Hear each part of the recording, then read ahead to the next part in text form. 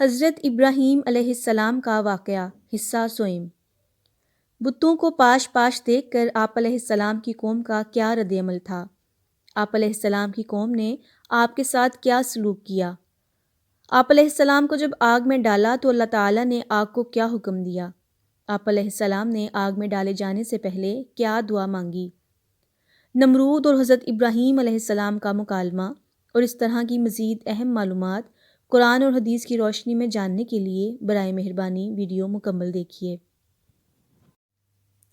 بسم اللہ الرحمن الرحیم۔ السلام علیکم ورحمۃ اللہ وبرکاتہ۔ جب حضرت ابراہیم علیہ السلام کی قوم آپ علیہ السلام کے پیش کردہ عقلی دلائل پر لاجواب ہو گئی تو جیسا کہ باطل پرستوں کا طریقہ کار ہوتا ہے کہ جب وہ دلائل کے سامنے بے بس ہو جاتے ہیں تو طاقت کے استعمال پر اتر آتے ہیں، اسی طرح قوم ابراہیم نے بھی کیا۔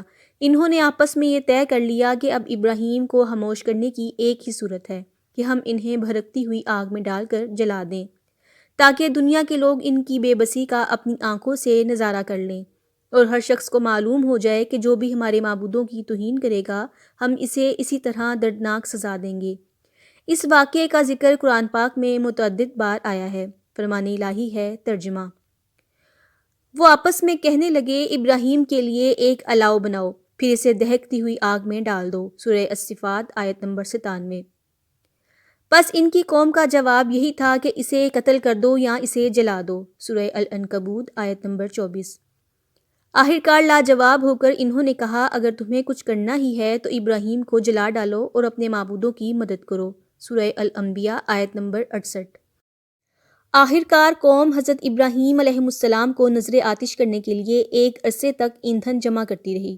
جب ایندھن جمع ہو گیا تو اسے آگ لگا دی، اور جب آگ سے بڑے بڑے شعلے بلند ہونے لگے تو حضرت ابراہیم علیہ السلام کو منجنیق یعنی جس سے بڑے بڑے پتھر پھینکے جاتے ہیں کے ذریعے دور سے آگ میں پھینک دیا۔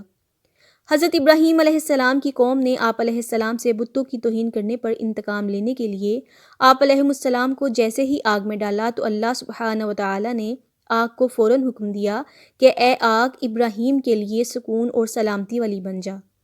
آگ اللہ تعالیٰ کے حکم کی تعمیل کرتے ہوئے فوراً حضرت ابراہیم علیہ السلام کے لیے سکون اور سلامتی والی بن گئی۔ اس طرح اللہ تعالیٰ نے حضرت ابراہیم کی حفاظت فرمائی اور آپ علیہ السلام کے خلاف قوم کی تیار کردہ سازش کو ناکام بنا دیا۔ فرمان الہی ہے، ترجمہ۔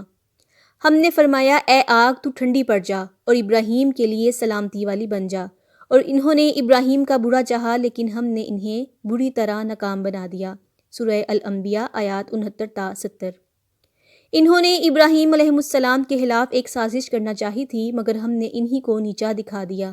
سورہ الصافات آیت نمبر 98۔ آخرکار اللہ نے انہیں ابراہیم علیہ السلام کو آگ سے بچا لیا، بے شک اس میں ایمان والوں کے لیے بہت سی نشانیاں ہیں۔ سورہ العنکبوت آیت نمبر 24۔ چنانچہ وہ آگ آپ علیہ السلام کے لیے گلزار یعنی آرامدہ بن گئی، اور جانداروں میں سے جس نے بھی اس آگ کو جلانے میں تعاون کیا اللہ تعالیٰ نے اسے سخت سزا دی۔ احادیث رسول پاک میں آتا ہے کہ آپ صلی اللہ علیہ وآلہ وسلم نے فرمایا، جب ابراہیم علیہ السلام آگ میں ڈالے گئے تو گرگٹ کے علاوہ باقی تمام جانداروں نے آگ بجھانے کی کوشش کی، لیکن گرگٹ نے آگ کو بھڑکانے کے لیے پھونکیں ماری، اس لیے آپ صلی اللہ علیہ وآلہ وسلم نے اسے مارنے کا حکم دیا۔ ابن ماجہ۔ ایک اور حدیث میں آتا ہے کہ آپ صلی اللہ علیہ وآلہ وسلم نے فرمایا، گرگٹ کو جہاں بھی دیکھو مار دو، کیونکہ اس نے ابراہیم علیہ السلام کو جلانے کے لیے بھڑکائی گئی آگ کو تیز کرنے کے لیے پھونکیں ماری تھیں۔ بخاری۔ پھر فرمایا، جو ایک ضرب کے ساتھ گرگٹ کو مار ڈالے اس کے لیے 100 نیکیاں لکھ دی جاتی ہیں، جو دوسری چوٹ میں اس کے لیے اس سے کم، اور جو تیسری چوٹ میں اس کے لیے اس سے بھی کم نیکیاں لکھی جاتی ہیں۔ مسلم۔ حضرت ابراہیم علیہ السلام نے آگ میں ڈالے جانے سے پہلے یہ کلمات پڑھے تھے۔ حسبنا اللہ ونعم الوکیل۔ ترجمہ۔ ہمارا اللہ ہی ہمارے لیے کافی ہے اور وہی بہترین کارساز ہے۔ غزوہ احد اور غزوہ خندق کے موقع پر آپ صلی اللہ علیہ وآلہ وسلم کو جب دشمنوں نے دھمکی دی کہ تمام لوگ آپ صلی اللہ علیہ وآلہ وسلم کے خلاف جمع ہو چکے ہیں تو آپ صلی اللہ علیہ وآلہ وسلم نے بھی یہی کلمات پڑھے تھے اور صحابہ رضوان اللہ اجمعین کو بھی یہی پڑھنے کی تلقین کی۔ بخاری۔ جب حضرت ابراہیم علیہ السلام کو اللہ تعالیٰ نے قوم کی سازش سے بچا لیا تو نمرود بادشاہ کو اس بارے میں بڑی تشویش ہوئی۔ اس نے سوچا کہ اگر ابراہیم کی دعوت و تبلیغ اسی طرح جاری رہی تو یہ لوگوں کو میری ربوبیت اور بادشاہت سے متنفر کر دے گا، جس سے میری حکومت چلی جائے گی۔ لہٰذا اس نے سمجھانے کے لیے حضرت ابراہیم علیہ السلام کو اپنے دربار میں بلوایا اور آپ علیہ السلام سے عقیدے کے بارے میں چند سوالات کیے کہ آپ باپ دادا کے دین کی مخالفت کیوں کر رہے ہو اور مجھے رب ماننے سے انکار کیوں کر رہے ہو؟ اگر میرے علاوہ آپ کا کوئی رب ہے تو اس کی پہچان کرواؤ۔ آپ علیہ السلام نے نمرود کو اللہ رب العزت کی پہچان کروائی۔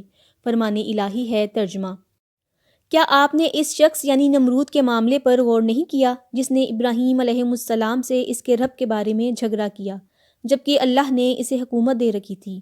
جب ابراہیم علیہ السلام نے کہا کہ میرا رب تو وہ ہے جو زندگی اور موت دیتا ہے تو اس نے کہا میں بھی زندہ کرتا اور مارتا ہوں۔ ابراہیم نے کہا اللہ سورج کو مشرق سے نکالتا ہے تو اسے مغرب سے نکال کر دکھا۔ یہ بات سن کر وہ کافر لاجواب ہو گیا اور اللہ ظالموں کو ہدایت نہیں دیتا۔ سورۃ البقرہ آیت نمبر 258۔ قتادہ، سدی اور محمد بن اسحاق کا قول ہے کہ نمرود کے سامنے دو ایسے آدمیوں کو پیش کیا گیا جن کے لیے سزائے موت کا فیصلہ ہو چکا تھا۔ نمرود نے ان میں سے ایک کو قتل کرنے کا حکم دیا اور دوسرے کو معاف کر دیا۔ اس نے اس طرح یہ دھوکہ دینے کی کوشش کی کہ اس نے ایک کو موت دے دی ہے اور دوسرے کو زندگی۔ تفسیر ابن کثیر، تفسیر البقرہ آیت نمبر 258۔ نمرود کا یہ عمل حضرت ابراہیم علیہ السلام کی دلیل کا جواب نہیں بلکہ ایک فضول عمل تھا۔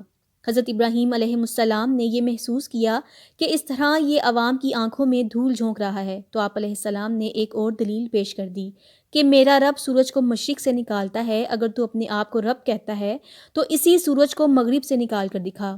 یہ دلیل سنتے ہی نمرود لاجواب ہو گیا کیونکہ سورج کو مغرب سے نکالنا اس کے اختیار میں نہیں تھا۔ اس دلیل سے وہ عاجز آ گیا اور اس کے پاس جواب دینے کے لیے کچھ باقی نہ رہا، لیکن پھر بھی وہ ہٹ دھرمی کا مظاہرہ کرتے ہوئے اپنی بات پر قائم رہا اور ہدایت نہ پا سکا۔ بقیہ حصہ آئندہ آنے والی ویڈیو میں، تب تک کے لیے اللہ حافظ۔